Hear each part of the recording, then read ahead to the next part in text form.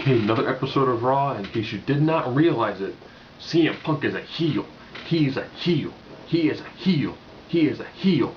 That was one of the most overarching comments throughout the whole night. It was CM Punk. He attacked The Rock. People liked The Rock. He attacked Jerry the King Lawler. He is a heel. He is a heel. And to get him over as a heel, he will beat up Jerry the King Lawler, and they will have a match after he disrespects Lawler in the opening segment. Very much like The Miz has done. And other people to try to get them more heel heat. So they want to push that people don't respect CM Punk, or then in turn he doesn't respect certain wrestlers in a way to try to make John Cena seem like the sort of guy I should be cheering for.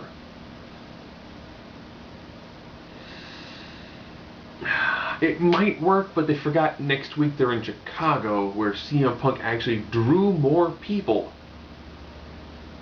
than John Cena at Wizard Universe. Yes, CM Punk sold more tickets, more than John Cena, in Chicago, Illinois. So next week Raw will be in Chicago, Illinois, the home of CM Punk. They're really trying to drive home the fact that CM Punk is a heel. He is a heel. Heel, heel, heel, heel, heel. And you shouldn't cheer for him. But people are going to because they actually like him. They like him as a wrestler. They like the fact that he really cut his teeth in the indie circuits. And now that he's a champion, the E tends to not care because John Cena still gets main event matches.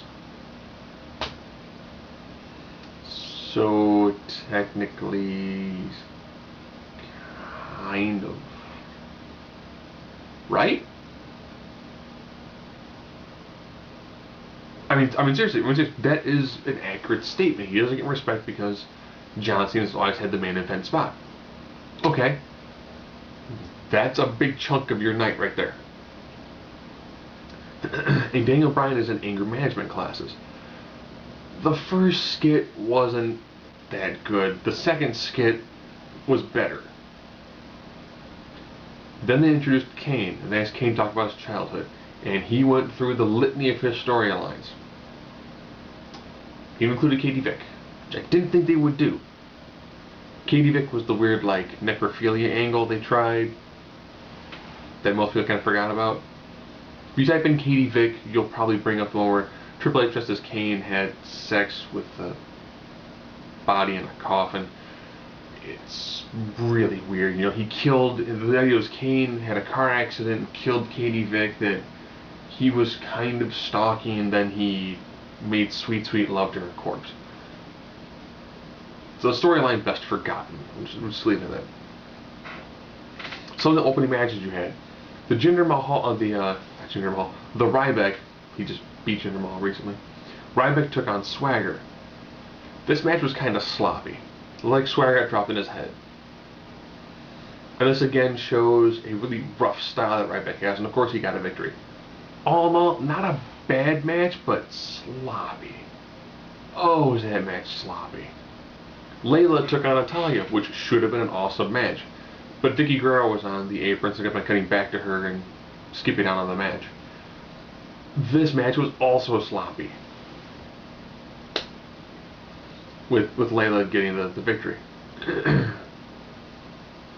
Brodus Clay and Sin Cara took on Damien Sandow and Cody Rhodes. First, Damien Sandow mentioned he found his intellectual equal in the back.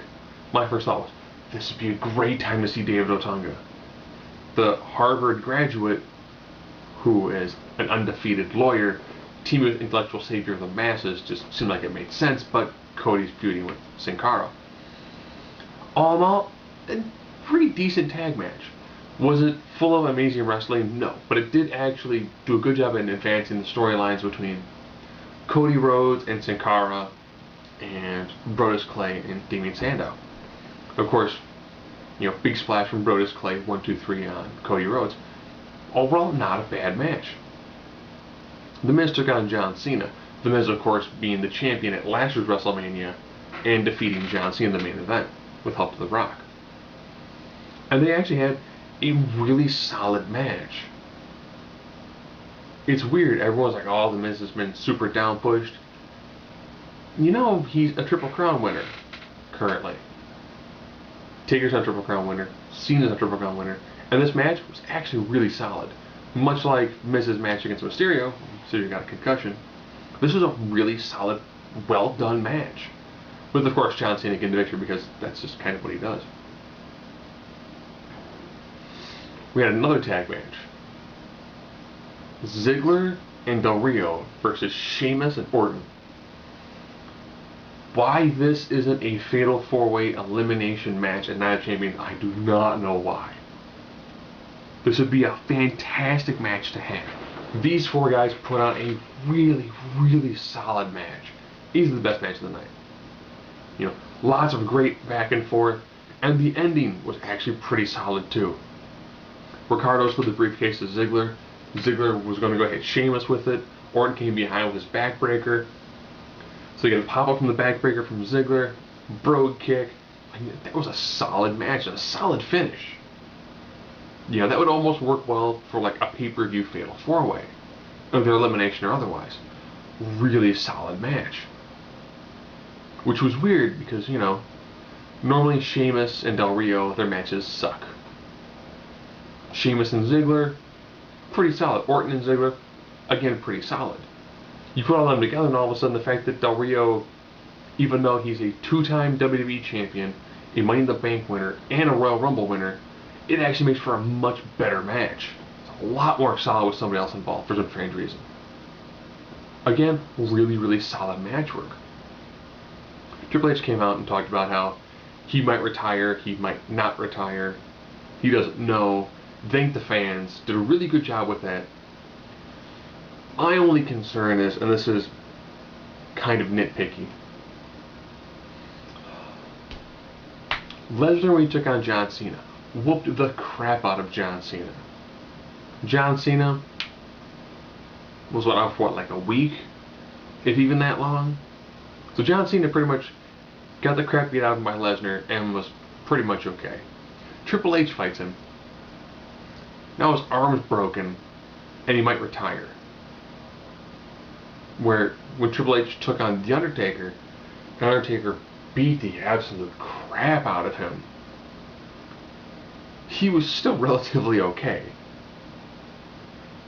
So, using the transitive properties of wrestling, that means Lesnar deals more damage than The Undertaker, and that John Cena is tougher than Triple H.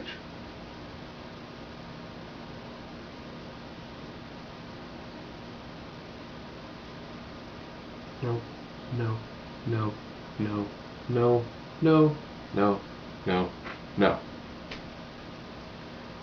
And in continuing the anger management classes, Daniel Bryan took on R-Truth for some reason. He did actually fist bump with Little Jimmy to show that he was past his anger. R-Truth got on the mic and said that we were in Milwaukee, Wisconsin. I think last time he said they were in Green Bay, so he actually botched the city. Got Daniel Bryan distracted, rolled in the ring, got a count-out victory. Not bad, you know, it worked for the anger management storyline. Zack Ryder took on David Otunga. Otunga dominated the majority of the match, then out of nowhere, Ziggler gets the pinfall. Kane, who was sitting there for commentary, didn't say anything. Makes it even harder because Michael Cole couldn't call a match to save his life. And then he attacks Otunga. Alright, okay. After almost attacking Ryder.